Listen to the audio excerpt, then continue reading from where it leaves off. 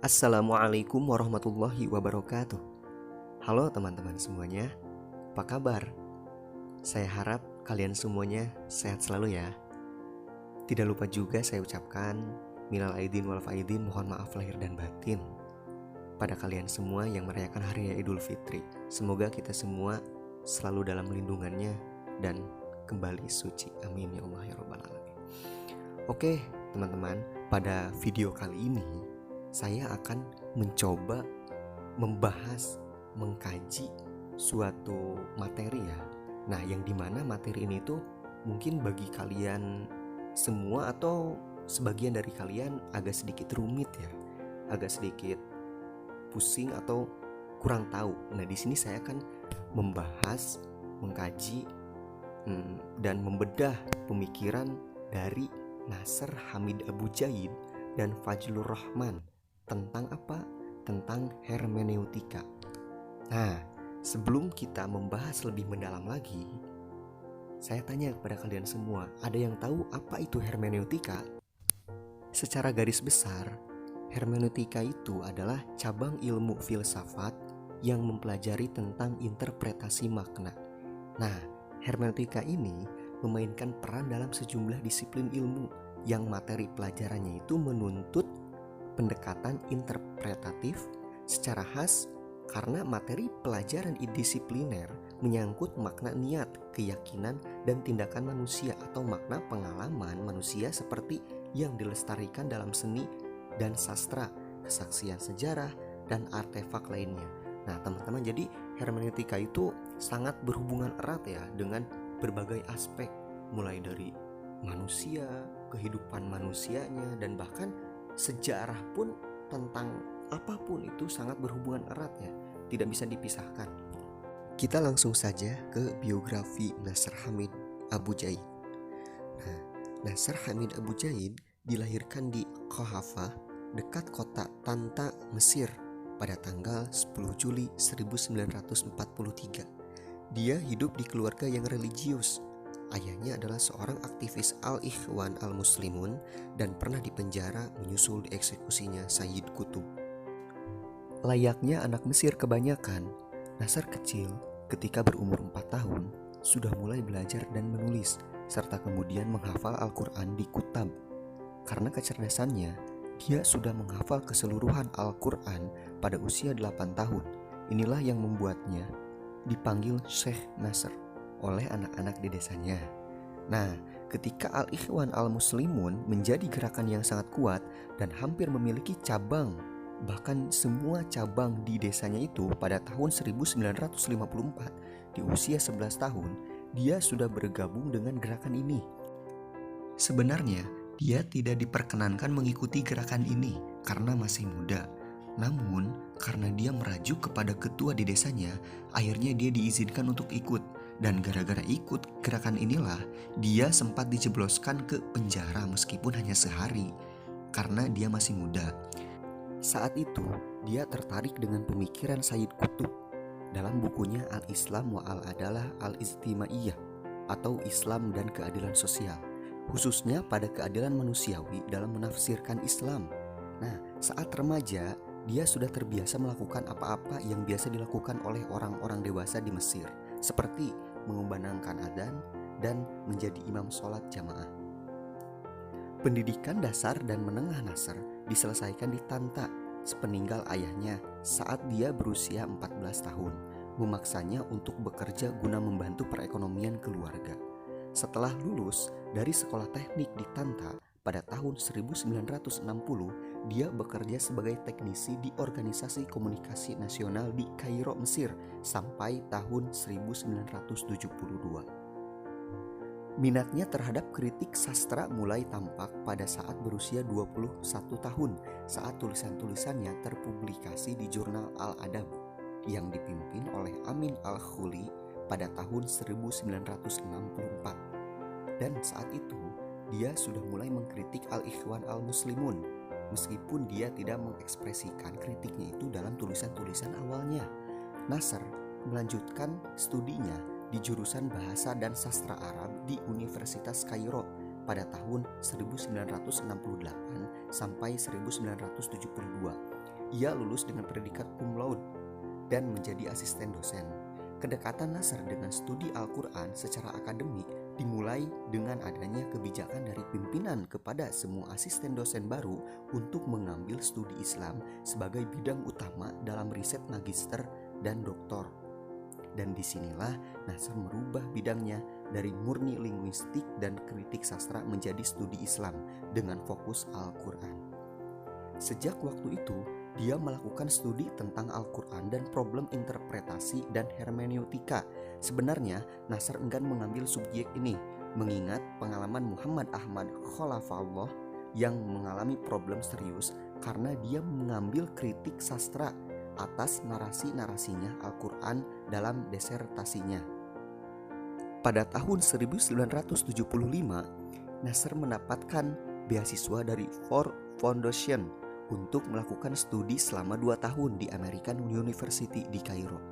Nasr mendapat gelar magister agama dengan predikat cum laude dan menjadi dosen, serta mengajar bahasa Arab untuk orang asing di Center for Diplomats pada tahun 1976 sampai 1978. Mendapat gelar PhD-nya dalam bidang studi Islam dan bahasa Arab dari jurusan yang sama dengan predikat cum laude pada tahun 1981.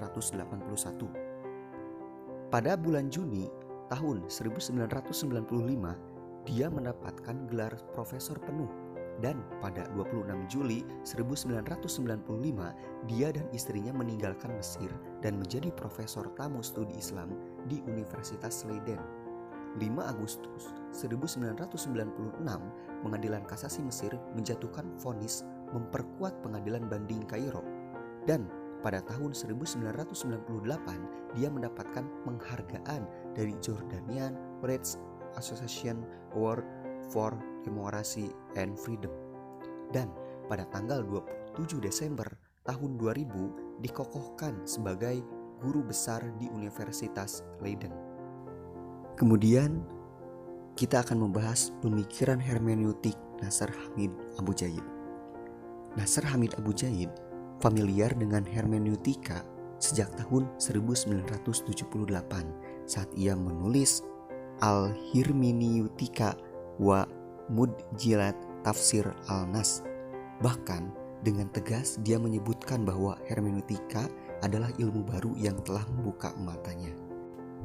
Memahami Al-Quran dalam kerangka ilmiah, Nasr mendudukan teks Al-Quran layaknya teks bahasa lain, yang mana menurutnya Al-Quran bisa disebut sebagai teks sentral dalam sejarah peradaban Islam.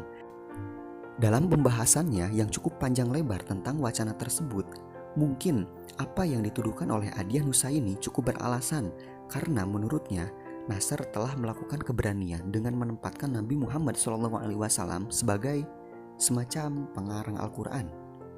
Problem pokok dalam hermeneutika Al-Quran menurut Nasr bukanlah problem tentang keberagaman interpretasi, namun ada perbedaan konsep tentang hakikat teks yang pada akhirnya melahirkan keberagaman interpretasi.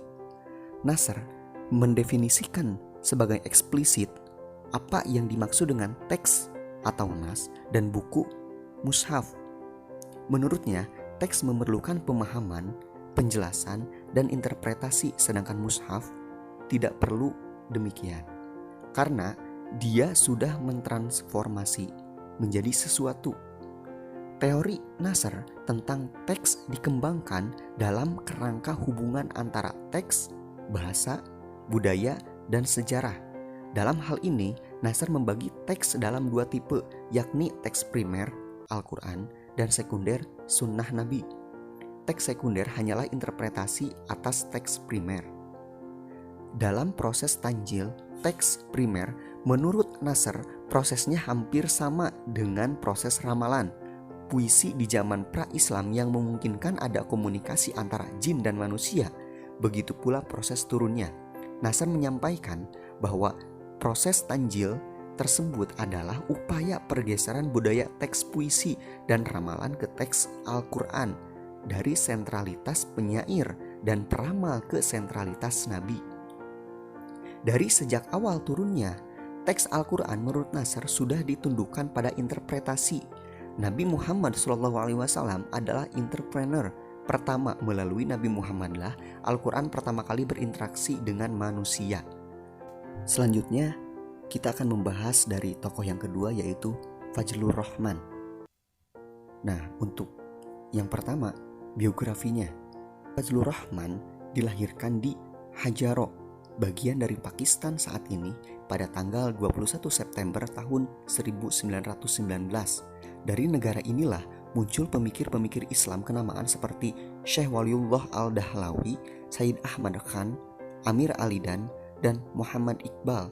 Jadi tidak mengherankan bila Rahman berkembang menjadi seorang pemikir bebas, apalagi dia dibesarkan dalam keluarga yang bermazhab Hanafi yang cenderung menggunakan rai daripada riwayat. Sejak berumur belasan tahun, Rahman sudah melepaskan diri dari ikatan-ikatan mazhab dan mengembangkan pemikirannya secara bebas. Di samping mendapatkan pendidikan dasarnya di madrasah, Rahman juga dididik oleh orang tuanya yang merupakan ulama tradisional. Kemudian dia melanjutkan pendidikannya ke sekolah modern di Lahore pada tahun 1933. Pendidikan tingginya ditempuh di Punjab University jurusan Bahasa Arab dan bergelar BA pada tahun 1940 dan juga bergelar Master pada tahun 1942 di universitas yang sama. Pada tahun 1946, Rahman hijrah ke Inggris dan masuk ke Oxford University guna mendalami ilmunya. Ini merupakan keputusan yang cukup beresiko bagi dia dan tergolong berani, karena terdapat anggapan aneh jika seorang muslim belajar Islam di Eropa, kalaupun berhasil, mereka akan sulit diterima di lingkungannya. Pada tahun 1950, ia menyandang gelar doktor dengan disertasi tentang Ibnu Sina. Selama studinya, ia mendapatkan kesempatan belajar bahasa-bahasa Eropa. Ini terlihat dari karya-karyanya dan menguasai berbagai bahasa seperti bahasa Inggris, Latin, Yunani, Perancis, Jerman, dan Turki, di samping bahasa Urdu, Arab, dan Persia. Sejak tahun 1950 sampai dengan 1958, ia menjadi asosiasi profesor di Institute of Islamic Studies, Misal Gill University. Namun, setelah pemerintahan di Pakistan dipegang oleh Ayub Khan dan ia berpikiran modern, Rahman terpanggil untuk membenahi negaranya, meninggalkan seluruh aktivitas sebelumnya. Kala itu Rahman ditunjuk sebagai Direktur Pusat Lembaga Riset Islam selama satu periode dari tahun 1961 sampai dengan 1968. Ia juga tercatat sebagai anggota Dewan Penasihat Ideologi Islam. Disinilah Rahman berkesempatan meninjau praktik pemerintahan dari dekat. Dia pula memprakarsai terbitnya Journal of Islamic Studies, tempat di mana dia menuangkan gagasannya. Selanjutnya kita akan langsung membahas pemikiran hermeneutika Fajlur Rahman. Untuk peta pemikiran keagamaan Rahman setidaknya bisa dibedakan dalam 3 periode, yakni periode pertama pada awal dekade 50-an. Pada periode ini umumnya ia hanya menghasilkan karya-karya yang bersifat historis atau sejarah. Nah, dan yang kedua yaitu periode Pakistan sekitar dekade 60-an. Pada masa ini Rahman mulai menekuni kajian Islam normatif dan terlibat dalam arus pemikiran Islam meskipun belum ditopang dengan basis metodologi yang sistematis. Pemikirannya berupaya memberikan definisi Islam bagi Pakistan. Dan ketiga, periode Chicago dari tahun 1970 sampai seterusnya. Di masa inilah Rahman sudah didukung dengan metodologi sistematis dalam kajian Islam normatif. Kajian Rahman tentang Al-Quran bukanlah problem atau masalah tentang otentisitas Al-Quran, melainkan objek kajian yang berupa pemahaman. Berbeda dengan kajian Barat modern yang cenderung menafikan otentisitas Al-Quran. Rahman menyebutkan bahwa terdapat kesalahan intelektual yang dilakukan oleh Barat modern, yakni mencari pengaruh Yahudi Kristen di dalam Al-Quran dan hanya mengkaji kronologi ayat-ayat Al-Quran saja. dengan meninggalkan pembahasan tentang karya-karya yang membahas kandungan Al-Quran yang lebih mendalam dan aspek-aspek tertentu dalam Al-Quran tidak dapat ditinggalkan begitu saja karena perannya cukup penting. Lain daripada itu, Rohman dengan kritis menyayangkan kaum muslimin yang kurang menghayati relevansi Al-Quran untuk masa sekarang. Karenanya, umat Islam tidak dapat menyajikan Al-Quran untuk memenuhi kebutuhan umat manusia masa kini. Terlebih, menurut Rohman, umat Islam takut kalau apa-apa yang mereka lakukan untuk mengkontekstualkan Al-Quran akan menyalahi pakem tradisional. Dengan tegas, Rohman menyampaikan bahwa upaya kontekstualisasi Al-Quran penuh dengan konsekuensi dan resiko. Namun, Rohman meneguhkan dirinya dan umat Islam secara keseluruhan agar menghadapi semua itu dengan ketulusan dan keteguhan hati. Sedangkan pemikiran Rohman yang khusus tentang hermeneutika Al-Quran tidak tertuang dalam sebuah pemikiran yang utuh. Memang Rohman tidak mengaku atau mengklaim bahwa dia menganut satu jenis hermeneutika tertentu.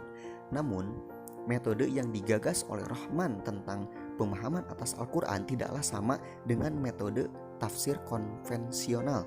Rohman mengedepankan interpretasi teks yang mana metode ini adalah seperangkat pemahaman yang datang dari barat, namun tetap mengakomodir ide-ide ulama tradisional. Metode ini adalah hermeneutika.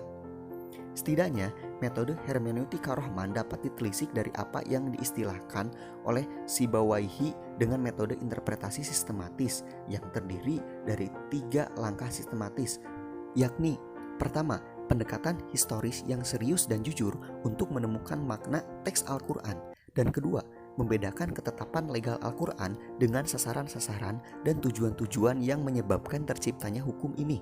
Di sini, orang akan dihadapkan pada bahaya subjektivitas.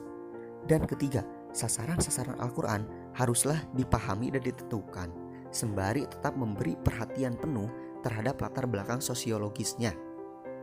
Sederhananya, ketiga langkah tersebut di atas dapat dipadatkan dalam 2 bagian, yakni yang pertama yaitu pentingnya pendekatan historis dengan tetap memperhatikan aspek sosiologisnya, disingkat dengan pendekatan sosio-historis atau memahami ayat-ayat Al-Quran dengan masalah sosial, serta kedua, pentingnya pembedaan antara ketetapan legal spesifik dengan tujuan atau ideal moral Al-Quran yang disederhanakan dengan teori gerakan ganda atau double movement. Pendekatan sosio-historis dilakukan untuk meminimalisir ketakutan terhadap ajaran Islam yang sudah tercemari oleh ajaran-ajaran asing yang tidak bersumber dari Al-Quran. Ini dilakukan dengan melihat sejarah turunnya ayat. Secara tidak langsung, Al-Quran yang turun hanya cocok dengan masa diturunkannya Al-Quran. Inilah bentuk aplikasi dari kritik Rohman yang menyayangkan kaum muslimin itu yang kurang menghayati relevansi Al-Quran untuk masa sekarang. Karenanya, umat Islam tidak dapat menyajikan Al-Quran untuk memenuhi kebutuhan umat manusia masa kini. Untuk menelusurinya dengan bantuan hadis Nabi yang telah terdefinisi secara ketat, yakni kesesuaian matan hadis dengan Al-Quran dan akal. Lalu kemudian Rohman memberi kesempatan secara luas kepada akal untuk menafsirkan atau menaksir sejauh mana riwayat tersebut dapat dikatakan sahih. Namun posisi akal ini secara proporsional berada setelah ilmu bahasa Arab, asbabun nuzul, dan sunnah. Karena ketiga hal tersebut baru akan bisa dipahami dengan peran akal. Kemudian teori gerakan ganda double movement yang oleh banyak kalangan sebagai teori hermeneutika Rohman operasional. Teori ini tidak pada ranah teologis dan metafisis, melainkan ditujukan kepada konteks hukum dan sosial. Sebenarnya teori yang kedua tersebut adalah perpaduan antara teori asbabun nuzul yang diusung oleh ulama tafsir tradisional dengan hermeneutika barat, yang mana teori tersebut lahir karena Rohman. Teori asbabun nuzul penafsir tradisional cenderung mengabaikan pihak tertentu di bagian tertentu, yang mana teori asbabun nuzul menyatakan al-ibrah bi umumi al-lafaz la bi khususi al-sabab, yang mengabaikan kekhusuan sebab musabab turunnya ayat. Dan teori selanjutnya al-ibrah bi khususi al-sabab labi umumi al-lafaz, yang ini mengabaikan keumuman lafaz. Maka menurut Rahman, kedua-duanya harus diakomodir, yakni dengan cara membiarkan Al-Quran berbicara tentang dirinya sendiri dan pembedaan antara legal spesifik Al-Quran dan aspek ideal moralnya sejak awal agar Al-Quran dapat dipahami secara utuh. Karena menurut Rahman, Al-Quran merupakan respon ilahi yang diturunkan melalui ingatan dan pikiran Nabi Muhammad SAW kepada situasi sosio-moral Arab pada masa Nabi. Gerakan yang dimaksud Rahman merupakan proses yang berangkat dari pandangan umum ke pandangan spesifik yang harus diformulasikan dan direalisasikan pada masa sekarang. Artinya, yang umum harus diterapkan pada kondisi sekarang setelah melakukan kajian yang seksama terhadap situasi sekarang, sehingga dapat dinilai dan diubah sejauh yang diperlukan. Nah, menurut Fazlur Rahman, dicontohkan operasional hermeneutika dalam Al-Quran, setidaknya penulis contohkan 3 operasional yang pernah dilakukan oleh Rahman, yakni hukum potong tangan, poligami, dan alam barzakh. Pertama, hukum potong tangan. Dalam menafsirkan hukum potong tangan dalam surat Al-Maidah ayat 38, fakta'u aidiyahuma, Rahman menafsirkan bukan memotong tangan sang pencuri, karena masalah pencurian akan terhenti jika masyarakat sudah memiliki kemampuan ekonomi yang layak. Jadi untuk aplikasi dari tafsirnya adalah memperbaiki ekonomi agar tidak terjadi pencurian, bukan memotong tangan si pencuri. Kedua, poligami. Rahman menafsirkan surat An-Nisa ayat 3 tentang dibolehkannya menikah lebih dari satu. Menurut Rahman, Al-Quran sebenarnya dalam ayat tersebut memerintahkan monogami karena sikap adil dari suami itu akan cukup sulit, sehingga praktek poligami hanya akan menunggu waktu saja untuk ditinggal oleh umat Islam. Ketiga, alam barzakh. Menurut Rahman, Al-Quran tidak pernah menjelaskan tentang alam barzakh. Bagi Rahman, keyakinan tentang ini adalah mengadopsi dari ajaran Majusi yang dulu berkembang di Iran. Konsep ini menurut Rahman didasarkan beberapa hadis saja. Menurut Rahman, alam barzakh atau alam kubur adalah dimulainya kehidupan surga dan neraka. Untuk selanjutnya kita akan menganalisa atas pemikiran kedua tokoh tentang hermeneutika Al-Quran. Dari pembahasan pemikiran kedua tokoh hermeneutika Al-Quran yang barusan kita bahas, cukuplah menarik karena menurut Nasr Hamid Abu Jaid, kondisilah yang menyebabkan perlunya mengkaji kembali Al-Quran dan juga As-Sunnah. Hasan Hanafi menyebutkan bahwa Al-Quran harus merujuk pada realitas karena Al-Quran sendiri dalam konteks kontemporer yang penuh persoalan sosial dan kemanusiaan. Maka untuk itulah diperlukannya hermeneutika yang melampaui penafsiran-penafsiran klasik terhadap teks Al-Quran. Karena bagaimanapun Al-Quran yang diturunkan ke bumi dengan menafsirkan atau penafsir pertama Nabi Muhammad SAW sudah menjadi polemik tersendiri. Farid Esak mencatat bahwa banyak tuduhan terhadap Muhammad yang dianggap sebagai seorang penipu, halusinasi, bahkan dianggap orang sakit epilepsi atau kejang-kejang, sehingga otentisitas Al-Quran perlu dibela. Nah, mungkin keberadaan hermeneutika Al-Quran adalah salah satu usaha untuk membela otentisitas Al-Quran dengan alat bantu metodologi dari barat ini. Setidaknya Al-Quran tidak tercemari karena bagaimanapun secara tidak langsung Al-Quran bisa menjelaskan dirinya sendiri. Dalam konteks Fazlur Rahman dan Nasr Hamid Abu Jaid di sini, patutlah kita bersyukur dengan lahirnya kedua intelektual muslim tersebut dan para pemikir-pemikir kontemporer lainnya. Karenanya kita bisa mendekati Al-Quran dengan pintu masuk tersendiri dengan harapan kita bisa menikmati sajian Allah yang cukup berharga tersebut. Fazlur Rahman tidak pernah mendeklarasikan dirinya sebagai intelektual muslim yang menganut hermeneutika. Meskipun sebenarnya dia terpengaruh dengan hermeneutika objektif yang digulirkan oleh Emmanuel Betti. Berbeda dengan Nasr yang dengan cukup percaya diri merasa terbuka matanya olehnya.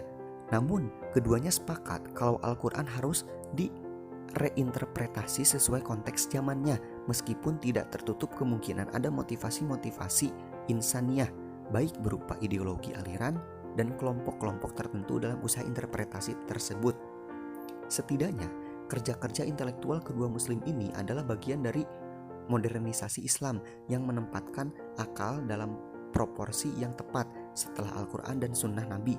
Bagi mereka, mengkaji Al-Quran dalam perspektif mereka adalah mendudukan Al-Quran layaknya teks-teks lainnya tanpa meragukan otentisitasnya. Namun, mereka sepakat bahwa Nabi Muhammadlah seorang entrepreneur pertama terhadap Al-Quran di dunia ini.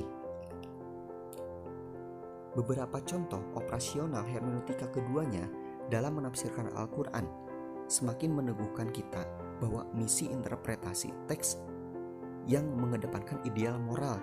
Meskipun sampai dengan detik ini belum ada kitab hermeneutika Al-Quran yang utuh mengulas isi dan kandungan dari Al-Quran itu sendiri. Hal ini mungkin disebabkan oleh disibukkannya mereka dengan perumusan metodologis yang belum selesai, atau mereka terjebak dengan konsep dan metodologi yang mereka bangun sehingga mereka tidak bisa menembus batas yang mereka gariskan.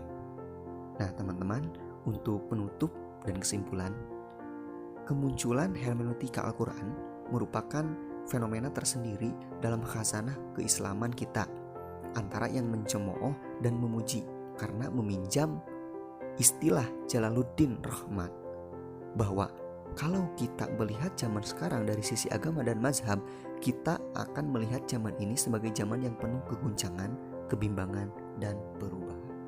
Nah teman-teman, sebegitu rumit panjangnya pembahasan tentang hermeneutika dari dua tokoh tersebut ya. Tapi bagaimanapun, semoga pemaparan materi kali ini yang saya sampaikan bisa bermanfaat bagi kalian semua. Dan saya mohon maaf apabila dalam pemaparan dan penyampaian materi pada video kali ini kurang maksimal. Akhirul kalam, wassalamualaikum warahmatullahi wabarakatuh.